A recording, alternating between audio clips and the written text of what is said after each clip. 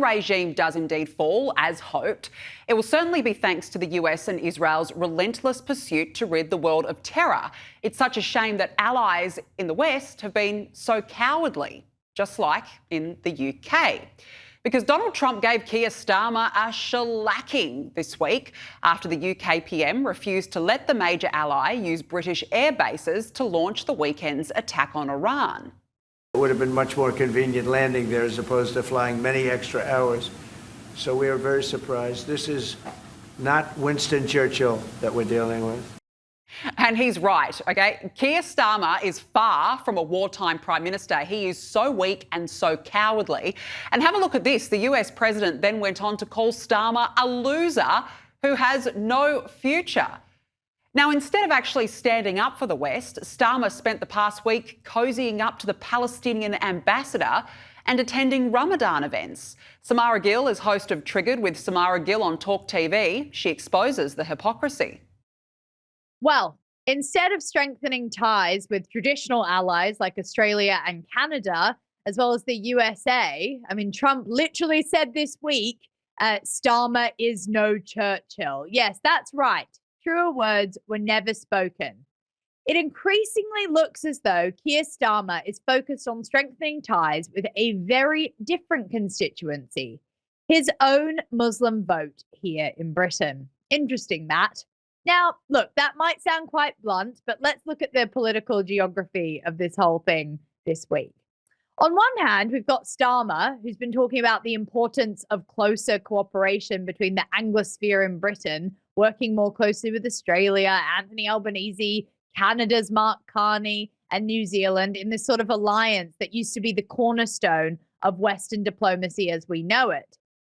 But back in London, our Prime Minister attended an Iftar event during Ramadan last night, posing for sort of photographs, greeting community leaders, including a very, very cozy meetup with the Palestinian ambassador. Yes, they were quite literally rubbing against each other in this video.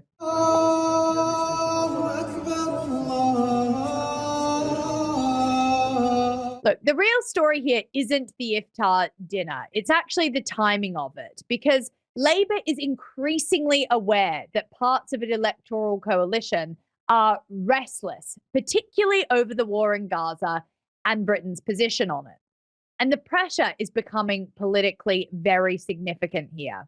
They lost a massive election just a few days ago. I was there. They basically lost both the Liberal and the Muslim votes simultaneously to our version of the Greens party, which isn't much different to what you have over in Australia. For decades, the party assumed overwhelming support in many urban constituencies and predominantly Muslim populations that they had in them. But the recent elections have shown that loyalty can't simply be taken for granted anymore. And that helps explain the shift in tone that we've seen from our dear Prime Minister Keir Starmer. Early in the conflict, he emphasized that Israel has a right to defend itself. But more recently, I'm talking days ago, this language has shifted towards humanitarian concerns and calls for restraint. I wonder where that came from. Western politics is changing. Make a note of it. Governments are trying to hold together very broad coalitions of voters, progressive metropolitan activists, traditional working class communities, and politically engaged faith groups. These priorities don't always line up neatly, and managing these tensions is becoming one of the defining tests of modern leadership in the West. But for Keir Starmer, that balancing act is now becoming very visible, and the people can see exactly why he's flip-flopping. It's to pick up votes. It's as simple as that, but it's very craven. The question is whether it can be sustained and whether those competing pressures eventually pull this government in entirely different directions. Will the West survive this fracture? That is the question. And when you think about it, Keir Starmer and Anthony Albanese are like two peas in a pod, because both pander to communities for votes rather than their own allies in the West. It's just astonishing.